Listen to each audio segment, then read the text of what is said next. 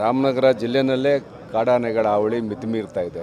ನನಗೆ ಮಂತ್ರಿಗಳು ಒಂದು 2-3 ಸಾರಿ ಮಾತು ಕೊಟ್ಟರು. ಅವರು ಮಾತಿನ ಪ್ರಕಾರ ಇದ್ರ ಬಗ್ಗೆ ಅವರು ಕ್ರಮ ವಹಿಸ್ತಾ ಇಲ್ಲ. ಇದೇನು ನೇರ ಆಪಾದನೆ ಅಂತಲ್ಲ, ನಮ್ಗೆ ಆಗ್ತಾ ಇರ್ತಕ್ಕಂಥ ನೋವು. ನಾನು 3-4 ಬಾರಿ ಅವ್ರಿಗೆ ಕೇಳಿಕೊಂಡೆ, ಸರ್ ನಮ್ಮ ಜಿಲ್ಲೆಯಲ್ಲಿ ಭಾಳ ಹಾವಳಿ ಇದೆ, ತಾವೇನಾದ್ರು ಇಲಾಖೆಯಿಂದ ಕ್ರಮ ತಗೋಬೇಕು ಅಂತೇಳಿ. ಮತ್ತು ನಮ್ಮ ಡಿ ಕೆ ಶಿವಕುಮಾರ್ ಅವರು ಕೂಡ ಇದ್ರ ಬಗ್ಗೆ ಗಮನ ತಗೋಬೇಕು. ನಾನು ಅವ್ರಿಗೆ ಮತ್ತೊಮ್ಮೆ ಈಗ ಹೋಗಿ ಮನವಿ ಮಾಡ್ತೀನಿ. ಕೆಲಸ ಆಗ್ತಾಯಿದೆ, ಇನ್ನೊಂದಷ್ಟು ಸಂಪನ್ಮೂಲದ ಕೊರತೆ ಇದೆ, ಅದೆಲ್ಲ ಕೊಟ್ಟು ಕಾಡಿನಿಂದ ನಾಡಿಗೆ ಬರ್ದಂಗೆ ತಡಿಬೇಕು.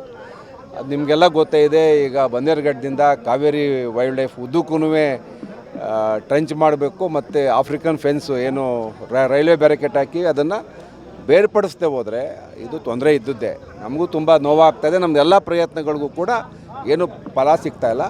ನಾನು ಮಾನ್ಯ ಡಿ ಕೆ ಶಿವಕುಮಾರ್ಗೆ, ಉಪಮುಖ್ಯಮಂತ್ರಿಗಳಿಗೆ ನಾನು ಇವತ್ತು ನಾಳೆ ಹೋಗಿ ಮನವಿ ಮಾಡ್ಕೋತೀನಿ. ಮತ್ತು ಆದಷ್ಟು ಶೀಘ್ರದಲ್ಲೇ ಮುಂದಿನ ವಾರ ನಮ್ಮ ಫಾರೆಸ್ಟ್ ಮಿನಿಸ್ಟ್ರು ಸಭೆ ಕರೆದು ಇದ್ರ ಬಗ್ಗೆ ವಿಸ್ತೃತವಾದ ಚರ್ಚೆ ಮಾಡಿ ಇದಕ್ಕೊಂದು ಪರಿಹಾರ ಕಂಡ್ಕೋತೀವಿ. ಅವ್ರು ಮುಂದಿನ ವಾರ ಏನಾರು ಮಾಡಿ ಸಭೆ ಕರೆಸ್ತೀನಿ.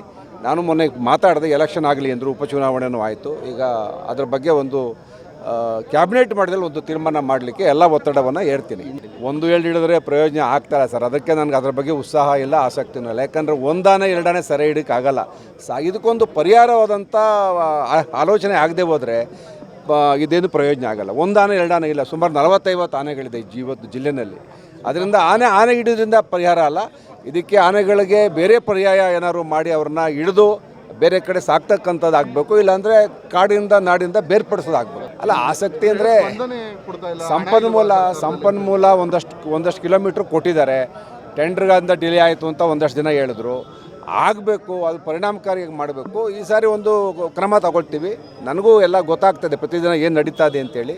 ಮುಂದಿನ ವಾರ ಒಂದು ಕ್ಯಾಬಿನೆಟ್ ಮಟ್ಟದಲ್ಲಿ ಒಂದು ಸಭೆ ಮಾಡಿಸ್ತೀನಿ. ಕರುನಾಡು ಟೈಮ್ಸ್ ಚಾನೆಲ್ನಲ್ಲಿ ಸುದ್ದಿ ಮತ್ತು ಜಾಹೀರಾತು ನೀಡಲು ಈ ನಂಬರ್ಗೆ ಕರೆ ಮಾಡಿ.